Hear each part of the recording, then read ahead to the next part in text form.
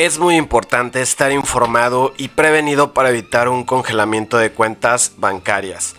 Pero ¿sabías que no es lo mismo la inmovilización de recursos por congelamiento, a bloqueo de cuentas bancarias o inclusive a embargo de cuentas bancarias?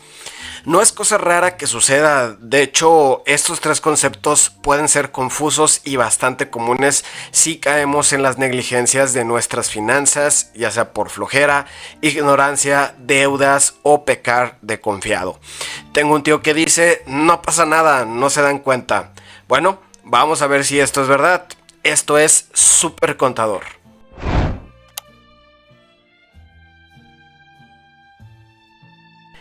En el lejano 2014, trabajé como auxiliar contable para una compañía de transporte que tenía un desastre contable, fiscal y financiero. Le debían a todo el mundo, a Hacienda, al IMSS, a sus proveedores más importantes e inclusive a nosotros, que éramos sus empleados. Era un martirio el llegar de cada quincena y siempre estar con la incertidumbre de si nos pagarían a tiempo o tardarían 2 o 3 días más en depositarnos.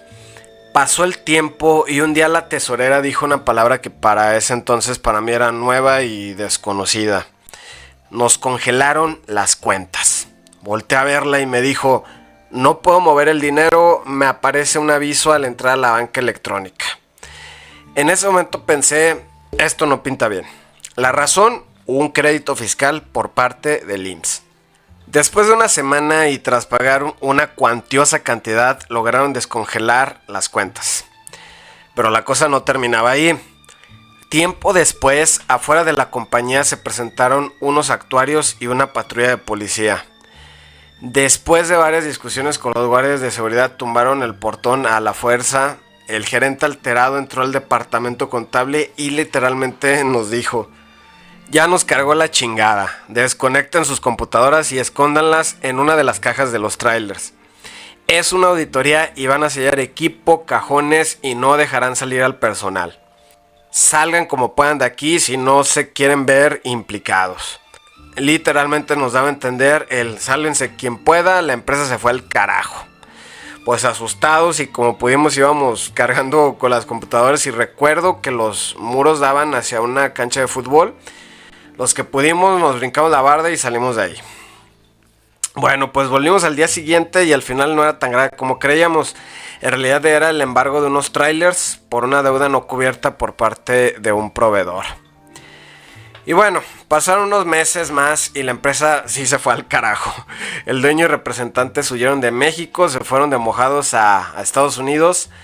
Pues los buscaban todas las autoridades posibles. Y bueno, en otro video les contaré más sobre esa historia de película.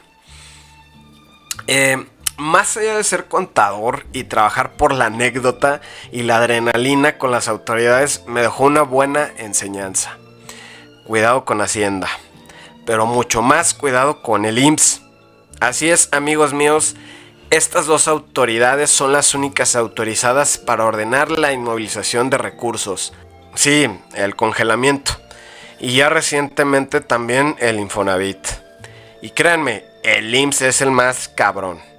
Aunque estos dos últimos son únicamente para patrones incumplidos, como casi no suele suceder en México. Pero como les decía al principio, hay que entender bien los conceptos donde nuestras cuentas bancarias como particulares, como empresas, se ven comprometidas y el por qué. Pues estas autoridades no son las únicas que pueden inmovilizar nuestros recursos. Y aquí está mejor explicado para que lo entiendan. Congelamiento. La Secretaría de Hacienda y Crédito Público y el Instituto Mexicano del Seguro Social lo hacen. ¿Pero por qué lo hacen? Principalmente es por un crédito fiscal, o sea, una multa.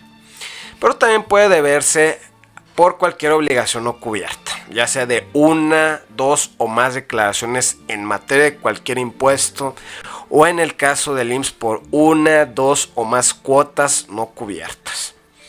Obviamente primero existen avisos, recordatorios, en buzones de ambas dependencias, pero al pasar del tiempo y si hacemos caso omiso vienen los créditos fiscales e inmediatamente enseguida el congelamiento. Esta inmovilización puede ser total o parcial, parcial hasta por el monto y crédito fiscal adeudado para prevenir que no te gastes el dinero que les debes, el cash. En primera instancia, ya con el aseguramiento de los montos y cuentas, se invitará a cubrir los adeudos y si se hace caso omiso, una vez más, enviarán una instrucción de cobro automático al banco. Es decir, se cobrarán a lo chino, no sin antes incrementarte el crédito fiscal. Todo esto se amparan con el Código Fiscal de la Federación, artículos 151 y 156 bis. ¿Qué implica el congelamiento de cuentas? La imposibilidad para depositar y retirar dinero de las cuentas bancarias, así como de utilizar tarjetas de crédito, ya sean particulares, empresariales, seguros, cobro de seguros o créditos, de revolventes y de cualquier índole. Bloqueo de cuentas. En anteriores videos, como el de las transferencias vigiladas y depósitos en efectivo, que si no los han visto se los dejo al final del video, les mencioné el supuesto del bloqueo de cuentas por parte de la Unidad de Inteligencia Financiera, mejor conocida por sus siglas UIF. Pero aquí hay que aclarar algo. En realidad la Unidad de Inteligencia Financiera no gira la instrucción de bloqueo al banco, sino que le confiere la obligación a los bancos de vigilar, prevenir y aclarar todos los depósitos en efectivo que se presuman de procedencia ilícita. Eso según, de acuerdo, la ley antilavado o las regulaciones que tenga de manera particular cada banco. Y es que no te notifica la UIF. El oficio que llega por un bloqueo de cuentas en realidad es emitido por el banco, que efectuará la revisión. En tal oficio aclara que está autorizado, facultado y obligado por la UIF para poder realizar un bloqueo y revisión al particular. Al final la UIF no es una autoridad, ya que esta es una organización dependiente de Hacienda. No cuenta con el presupuesto e infraestructura para poder notificar y emitir todos estos documentos y hacer las revisiones pertinentes. Por eso se cuelga de los bancos. Y aquí ha habido muchas quejas sobre este procedimiento, pues muchos lo tachan de inconstitucional. Y fuera de sus labores, pues hay que recordar que esta unidad precisamente se dedica a investigar, regular y prevenir el financiamiento a la delincuencia organizada y los actos de terrorismo. Y no a estar bloqueando cuentas de particulares que legalmente pueden depositar su dinero a las cuentas bancarias o que cuentan con medios justificables para tal acto. Es una pérdida de tiempo, dinero y a su vez de malentendidos y afectan a los particulares, como el caso del cliente que les conté. Además de todo que vulnera la presunción de inocencia. La segunda forma en que un banco puede bloquear una cuenta es por un adeudo bancario o simplemente por sobrepasar los límites del tipo de cuenta que tienes.